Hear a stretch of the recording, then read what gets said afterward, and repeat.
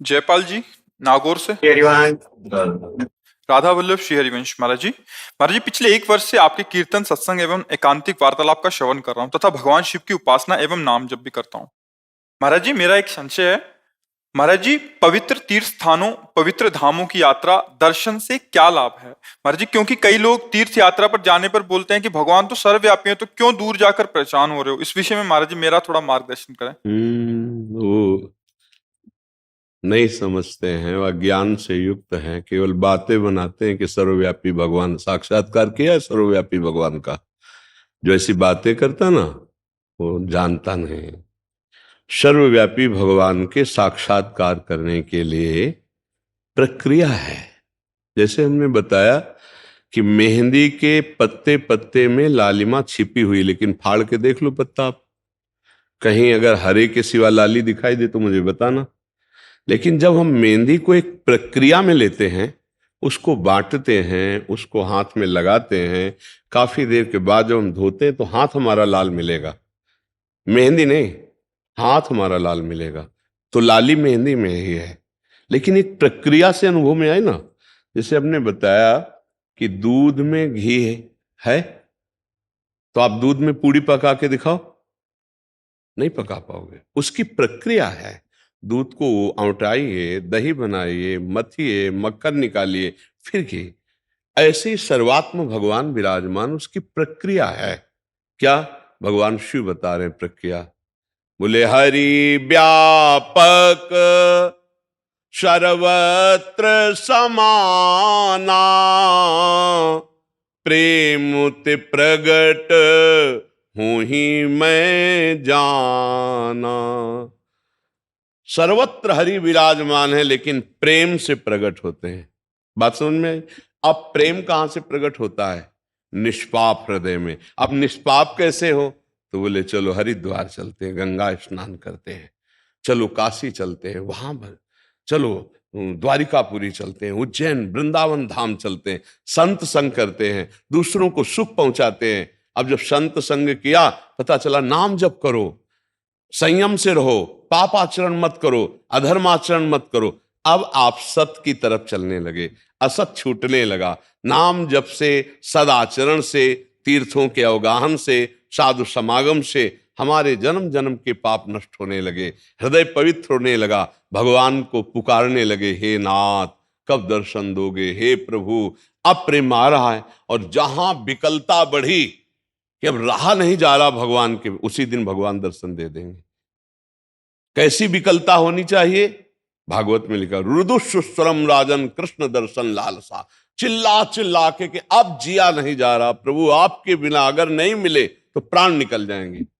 ऐसा भगवान के प्रति। बोले भगवान के दर्शन के लिए विकलता कैसी चाहिए? एक शिष्य ने पूछा, तो बोले चलो यमुना जी ले गए, बोले डुबकी लगाओ, लगाया, दबा दिया, और थोड़ी देर तो ऐसे रहा, जब श्वास लेने को एकदम ऐसे निकला, और कहा गुरुजी अगर अब ना निकलते तो प्राण निकल जाते। बोले ऐसी जब विकलता होगी जैसे अभी श्वास लेने के लिए थी, कि अगर अब ना मिली तो प्राण निकल जाएंगे, ऐसे अगर अब हरि ना मिले तो प्राण निकल, उसी दिन भगवान का साक्षात्कार हो जाए। ये प्रेम प्राप्त होता है। तीर्थ अवगाहन, भगवद विग्रह दर्शन, साधु समागम, नाम जप, अच्छे आचरण, पापाचरण का त्याग, पापों का नाश, तब प्रेम प्रकट होता। उसी प्रेम से भगवान प्राप्त होते। इसलिए जरूरी है ये सब। वो क्या जाने, वो क्या जो केवल बात बना देना से थोड़ी बात बनती है दूध के रेसे रेसे में घी पूड़ी पका के दिखाओ।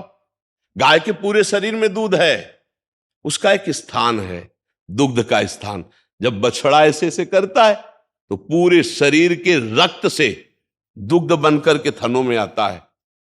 कहां बच्चा गर्भ में आया तो भगवान का चमत्कार देखो, रक्त को दूध में बदल दिया, और वो पूरे शरीर की माता का जो रक्त है वो बच्चे के लिए दूध बन करके उसके प्राणों का पोषण करता है।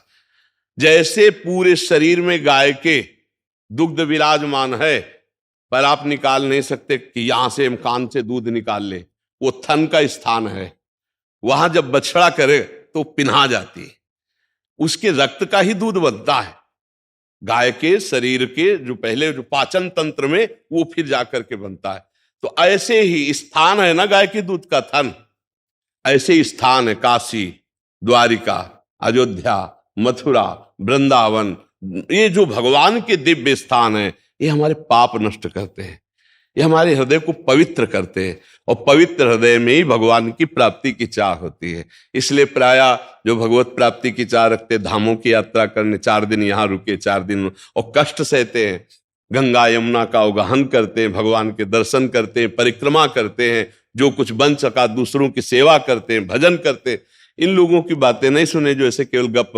तो जब प्राप्त करने की बात आएगी तो भागोगे तुम भी, चलो अमुक जगह के संतों के मिले, अमुक संतों से मिले, क्योंकि बिना सत्संग के, बिना तीर्थ अवगाहन के, बिना भजन के, बिना पवित्रता के भगवान को किसने पाया? केवल बातों बनाने से थोड़ी भगवान प्राप्त हो जाते हैं, समझ पा रहे हो आप? इसलिए आवश्यक है ये, उनकी बातें मत मानो।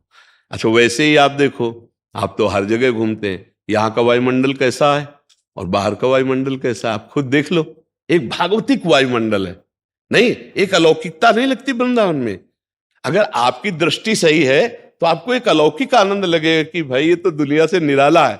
जहां देखो राधे राधे, जहां देखो कृष्ण कृष्ण, जिधर देखो गली में मंदिर मंदिर मंदिर मंदिर, और संसार में देखो क्या है, संसारिकता है। तो ये धाम, अब जैसे काशी जाओ, जगह जगह शिव जी आपको मिलेंगे, जगह जगह भगवान की एक दिव्यता मिलेगी। हरिद्वार जाओ, कितना सुंदर वातावरण, गंगा जी बह रही, पहाड़ है, प्रकृति है, जहां भगवान की महिमा की याद आती, स्मृति आती। तो ये पावन तीर्थ हृदय को पवित्र करते हैं, पापों का नाश करते हैं, अवश्य जाना चाहिए।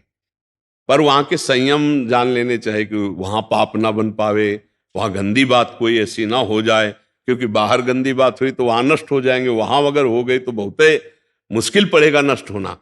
तो इसलिए बहुत सावधानी से तीर्थों में जाए, दूसरों का खाने की चेष्टा न करे, दूसरों को सताने की चेष्टा न करे, कोई पापाचरण न करे, अपने को कष्ट दे।